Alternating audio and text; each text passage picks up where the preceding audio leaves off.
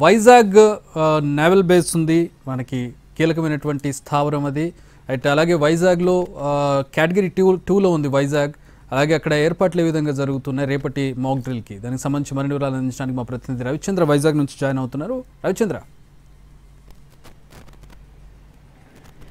చక్రీ విశాఖలో civil defence exercise కోసం విస్తృతమైన ఏర్పాట్లు జరుగుతున్నాయి. స్థానిక యంత్రాంగంతో పాటు డిజాస్టర్ మేనేజ్మెంట్ అలాగే వివిధ స్కూళ్ల యాజమాన్యాలను కూడా దీంట్లో ఇన్వాల్వ్ చేస్తూ మాక్ డ్రిల్స్ కోసం సన్నాహాలు చేస్తున్నారు. తూర్పు నావికాదళం ప్రధాన కేంద్రం విశాఖపట్నంలోనే ఉంటుంది. అలాగే పారిశ్రామికంగా కూడా అనేక కీలకమైన ప్రాజెక్ట్స్ ఇక్కడే ఉన్నాయి.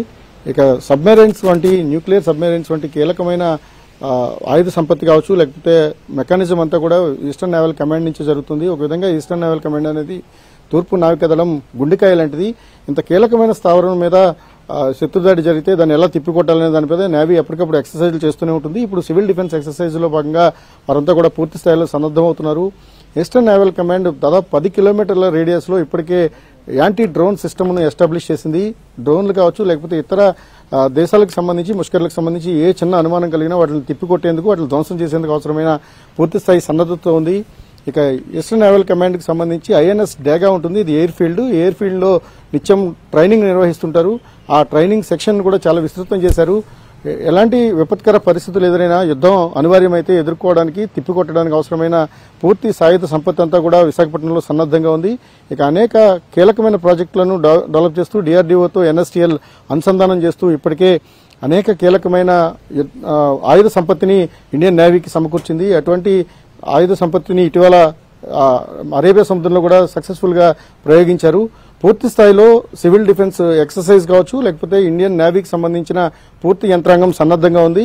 ఏ టైంలోనైనా ఎలాంటి విపత్కర పరిస్థితులైనా ఎదుర్కోవడానికి తాము సిద్ధమేనని ఈస్టర్న్ ఫ్లీట్ ఇప్పటికే అనౌన్స్ చేసింది. ఓవరాల్ గా సివిల్ డిఫెన్స్ ఎక్సర్సైజ్ అయితే విస్తృతమైన ఏర్పాట్లు జరుగుతున్న పరిస్థితి కనిపిస్తుంది. ప్రధానంగా పారిశ్రామిక ప్రాంతాలు డిఫెన్స్ ఏరియాస్ ఏవైతే ఉంటాయో వాటిని కవర్ చేయడం, అలాగే జన సామర్థ్యం ఎక్కువగా ఉన్న ప్రాంతాలు జగదాంబ సెంటర్ కావచ్చు లేకపోతే ఆర్కే బీచ్ వంటి వాటిని కానీ లేకపోతే ఆ రైల్వే స్టేషన్ వంటి జన సమర్థత ఎక్కువగా ఉంటుంది.